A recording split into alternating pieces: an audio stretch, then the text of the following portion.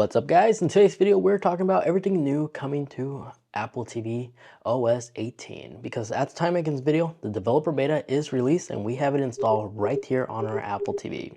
So the compatibility list. So long as you have an Apple TV that's 2015 or newer, you're good. As all these models you see here on the screen is all fully compatible to receive the firmware update of the newest and latest generation of Apple TV OS 18. So if you compare it against Apple TV OS 17, the list hasn't changed, which is quite awesome. So the first new change can be located in the Music app. I know Apple was fiddling with this not too long ago, like in iOS 17 beta, then they removed it. The shared playability is now back. So if we play a song like 2010s hip hop essentials, let me play this. Because underneath the karaoke captions right here, this little icon, the same icon that you'll see on Apple CarPlay, you find a QR code, which will allow users, guests in the same household to be able to scan this QR code and simply become the DJ. And no, they do not need to have an Apple Music subscription to utilize this. Apple TV unit is the only one that needs to have an active Apple Music subscription. So all your friends and family, they don't have to have one to really utilize this ability, which I think is quite awesome. Now, another place you can find a new improvement is in the photo application.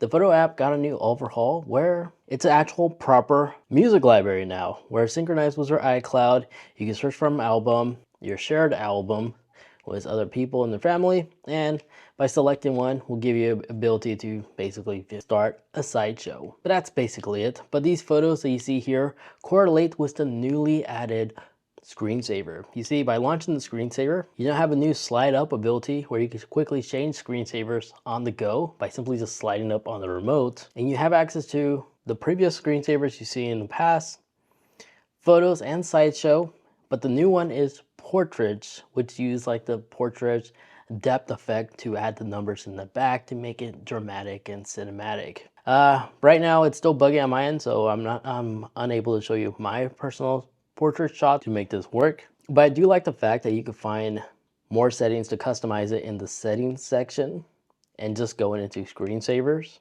And in the portraits, you can either decide if you like to show only people, pets, nature, and cities. You can actually filter it, which is quite awesome.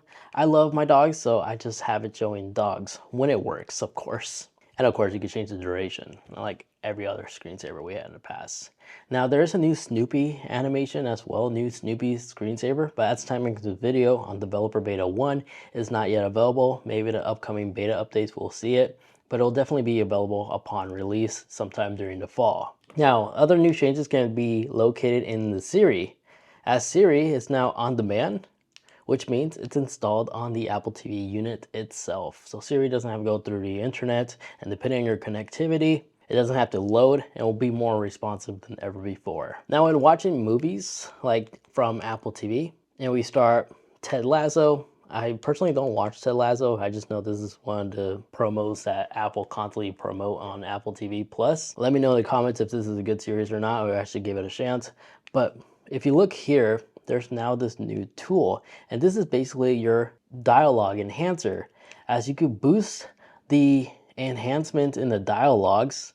And if you look back here, you can also reduce the background sound as well. Now, this isn't anything new. I've seen this in the past done on other third-party like soundbars, like the Sonos ones, is my experience with these. So it has a very similar experience, but I noticed the vocals are much more enhanced and louder, almost as if I'm wearing like AirPods with transparency mode enabled. It's kind of like that. I'm quite surprised Apple was able to pull this off, and it works really well. But that's the audio enhancement booster preview right here. Other new changes can be the on-site ability, where whenever you're watching like a movie and they're playing, or even a TV show and they're playing like background music, it can actually show you what song is playing, more information on the song, the track, as well as the actors in those clips. This is very similar to like what we've seen in the past with Amazon Prime Music. So I like the fact that Apple now gave us this ability here as well. And I'm sure other third-party streaming devices, platforms will also be able to utilize this new hardware. And then if you watch shows and stuff like on a projector, a new 21:9 format is now compatible. This is the ideal size if you're using your Apple TV on a TV projector as an example. And then when you mute your device, there's now a new auto caption ability by muting your Apple TV. this will automatically bring up the captions. So now you no longer have to enable them manually. Then the captions will automatically go on for a couple of seconds if you jump between different chapters. This way you're not entirely lost in case the sentence get cut off in half. Now for FaceTime calling, if you use your Apple TV for FaceTime calls, FaceTime will now support live captions. This is very similar to what we've seen from the previous OS software on our iPhones and iPads, where live captions can now pop up during your conversations. It's now compatible and supported on the Apple TV. AirPlay spatial audio support is now enabled for the Apple TV, where so long as the device supports it, you'll be able to utilize spatial audio on AirPlay. But the AirPods Pro's new nod ability is also going to be compatible on the Apple TV, where you could just simply reply and respond to Siri by simply just nodding your head for a yes or nodding your head for a no.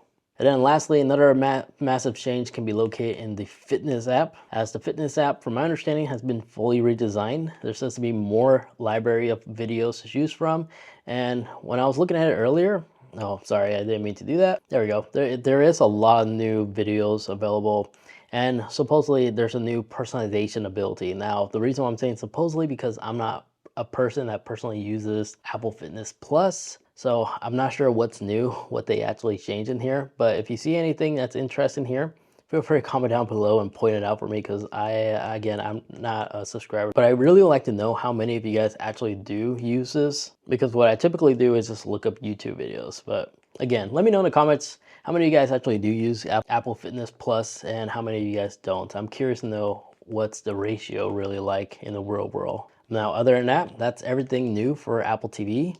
Other new changes can be located in the Home app on your iPhone, where now you can actually change the preference on which Apple TV hub you want to actually become the dedicated one, where previously it was just random.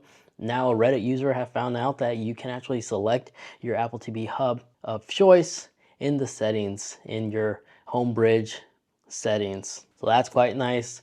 And then soon we'll also be able to use our vacuum robots to control it directly from the Apple TV Home app as well from here. Now, it's unsure what brand is going to be compatible, but I've seen people suggest that Roborock smart robot vacuums are going to be compatible, and iRobot as well. I'm not sure about other brands, but those are the only two that people are guaranteed or likely to see on supported and compatible on the Home app on our iPhones. And this soon will also be able to grant guest control for like locked doors and stuff. So if you have a party going on, just give them limited access for a certain duration, and they'll be able to enter and exit your home in case you're staying over as well. And then you also have the ability to monitor your PG&E energy usage, as they did recently partner up with Apple. Other than that, there you guys have it. That is what we should be expecting to see on the next generation Apple TV OS 18, and some new changes that's coming out for the Apple Home app as well.